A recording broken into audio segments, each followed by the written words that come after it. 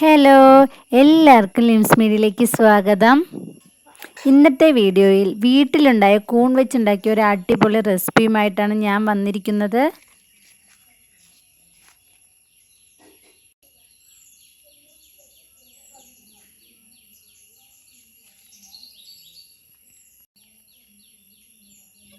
Mushroom roast ആണ് ഇന്നിവിടെ ഉണ്ടാക്കാൻ പോകുന്നത്.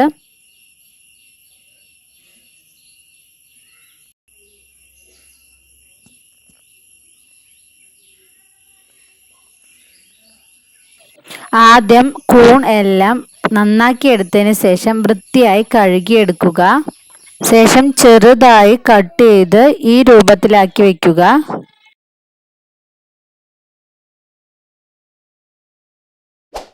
ഞാൻ മൺചട്ടിയാണ് ഇവിടെ എടുത്തിരിക്കുന്നത്. അത് നല്ല രീതിയിൽ ചൂടായതിനു ശേഷം ഓയിൽ ഒഴിച്ചു കൊടുക്കാം. ഓയിൽ ചൂടായതിനു ശേഷം കറിവേപ്പില ഇടാം. അതിനുശേഷം സവാള ഇട്ട് കൊടുക്കാം.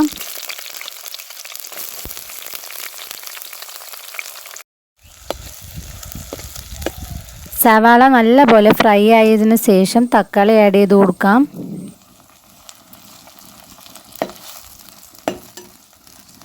തക്കാളി നല്ലപോലെ വെന്ത് വരുമ്പോൾ ഇഞ്ചി വെളുത്തുള്ളി പേസ്റ്റ് ആഡ് ചെയ്ത് കൊടുക്കാം.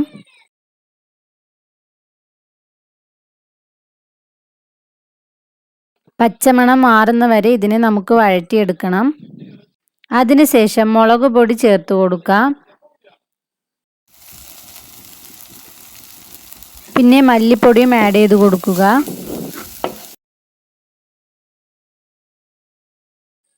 പിന്നെ കഴുകി വൃത്തിയാക്കി വെച്ച കൂൺ ആഡ് ചെയ്ത് കൊടുക്കാം.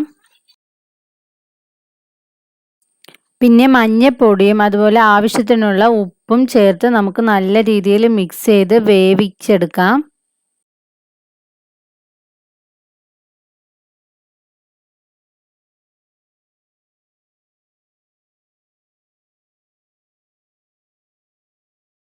നല്ലപോലെ ഇത് വേവിച്ചെടുക്കണം. അരമണിക്കൂറോളം കുക്ക് ചെയ്ത് വേണം നമുക്കിത് സെർവ് ചെയ്യാൻ.